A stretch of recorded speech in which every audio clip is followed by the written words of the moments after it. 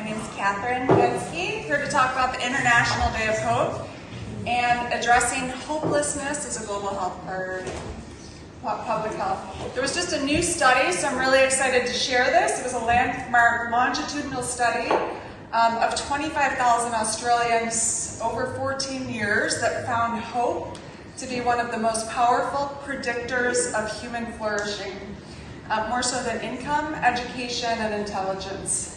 Super powerful, important research. And it found higher hope was related to better employment outcomes, reduced loneliness, education attainment, resilience, economic outcomes, objective and subjective well-being, as well as overall well-being. You can get the study there.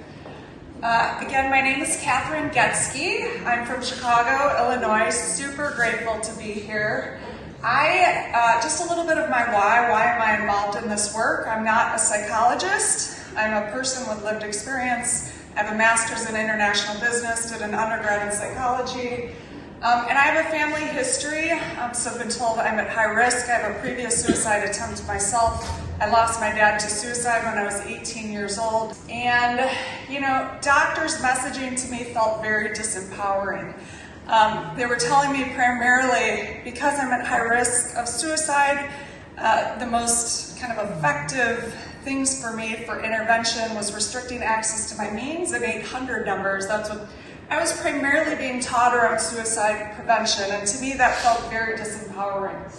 And we also know the nocebo effect. So if you're taught you're going to have a negative outcome, you're more likely to actually have that outcome.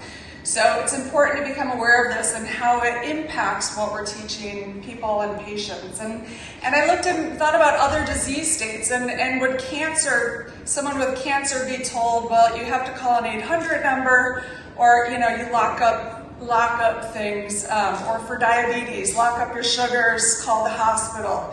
That's really intervening at time of crisis, and while that's very effective for time of crisis, to me we weren't getting to the root cause of suicide. So I worked for a bunch of companies over 21 years ago. I started a brand called Mood Lights, and I started a nonprofit at that time, initially focused on rebranding mental health, but eventually getting into hope. I traveled around the world. I learned from global mental health experts, and I've been studying everything I can in this field to come up with a solution, really first primarily for myself and then for others. That's my advisor there, Dr. Myron Belfer. He's a Harvard Catalyst and has been amazing in this work.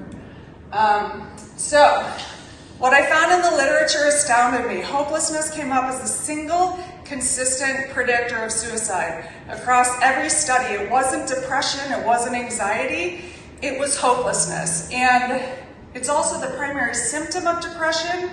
It's a key symptom of anxiety. I found hopelessness was motivational and emotional. And as we know, depression is the leading cause of disability worldwide, and people with depression have persistent hopelessness. It also leads to numerous negative life outcomes and impact violence, addiction, self-harm. The literature on hopelessness is very robust. But here's the thing about hopelessness. We all experience moments of hopelessness all the time. Yet we're never taught what they are, how to manage them, and how to get to hope. And so that's what I set out on a mission to do. To me, persistent hopelessness is the problem. And with 57% of teen girls in the US identifying with persistent hopelessness, we are creating a society that is training our children into persistent hopelessness. The news, social media, there are so many factors that are really driving hopelessness. This to me is a crisis. And what was very cool, at the same time I found out this research around hopelessness, I also found out they were measuring hope. So there was a hope scale. It's a validated scientific scale. It's a transdiagnostic for anxiety. But they weren't teaching me how to hope. I didn't know how to hope. I didn't know how to manage my hopelessness and get to hope. So I set out to prove just that. The research around hope is super compelling. The higher in hope you score, the decreased risk of anxiety, depression, violence, suicide, but it also impacts things like your GPA, increased productivity in work, engagement, retention. There are so many robust studies around hope. as a science. Also, all athletic outcomes, even more so than abilities. They've done studies on this. It's so powerful, and also decreased loneliness, which I know we've talked a lot about at this conference. It's also, hope is a top need of employees based on strengths-based leadership, and superintendents indicate that hope is very important and powerful for our children. So this is what hopelessness is. This is how I broke it down when I started working in this space. Again, it's both helplessness, you feel a sense of helplessness, that powerlessness, and emotional despair. And it's those two things combined that make up a moment of hopelessness, and it's how we learn to manage those moments that matter. If we're not proactive about it, it becomes persistent hopelessness, and that's when it becomes a clinical disorder. So I said, well, how do we get out of despair, and what's the opposite of that? What's positive feelings, and how do we get out of helplessness into inspired actions? And that's what all of our programming focuses on, doing just that. You know, hope is really the belief that the future can be better than today, and that we have the power to make it so. So it's that self-efficacy, it's belief, and also better. So it's that positive feeling. And I've been able to show through research, we created with a program for 7 to 11-year-olds. We did a lot of work in Northern Ireland. We went to Suriname, we went to Malaysia. I wanted a universal program, and we've been able to show that it is a universal construct, and it can be understood in different cultures and different contexts. We've been able to publish research that shows as we increase hope, symptoms of anxiety and depression decrease, connection increases, resilience, positive emotion, loneliness decreases. These kids have greater insight and awareness, and it really predicts everything. Going back to that initial study that was just released, we know hope is so powerful, and again, we've been able to show that it's a teachable skill. We have a college program as well. We've been able to publish some initial results on our college program. And we just did a program with incarcerated youth and have some initial findings that are really promising. We saw significant results in the pre and post hope scores, and the kids talking to them, transformative for their life. Understanding that they are learning to be hopeless. They so easily identify with it. I identified with it, but then being empowered with skills to how to move through that and how to get to hope. This is the SHINE framework that we eventually came up with. It's in all of our programming around hope. This is how we teach hope, how we identify and manage our stress response, how we practice and cultivate happiness habits, getting our happy hormones in healthy ways versus unhealthy ways like violence, addiction.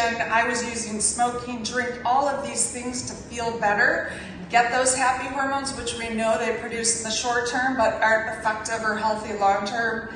Inspired action, so how we set goals, overcome obstacles to goals, re-goals, evidence-based frameworks around that, nourishing networks, so how we cultivate healthy, strong connections, and then eliminating challenges, which are all the negative thinking patterns that get in the way of our ability to hope.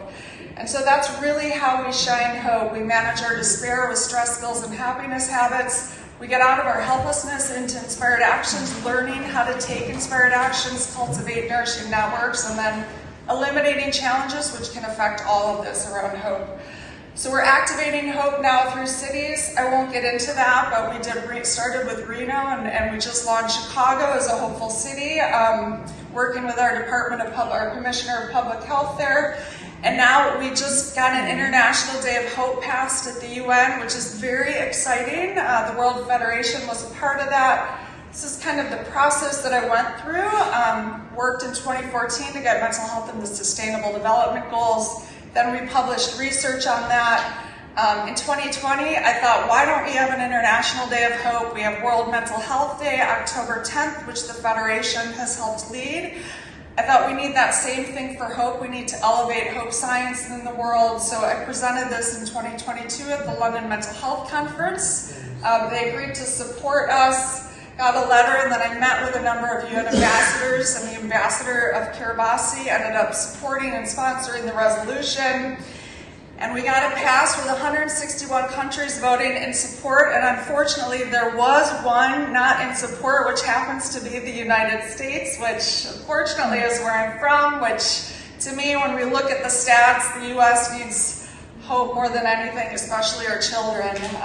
And so we have this International Day of Hope. We have a website. We have no-cost programming there for anyone to use. We use the sunflower as the International Day of Hope. We try to elevate hope science, take hope out of thinking of it as just a wish or nothing I have power or control over, but something that we actually do have control over. We can practice, we can use skills to become more hopeful. So, we had a partnership with One Mind at Work. They do global mental health work in the workplace.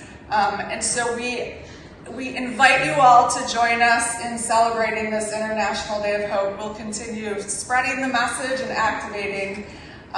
That's the website and the materials and resources that are available. So thank you so much. Woo!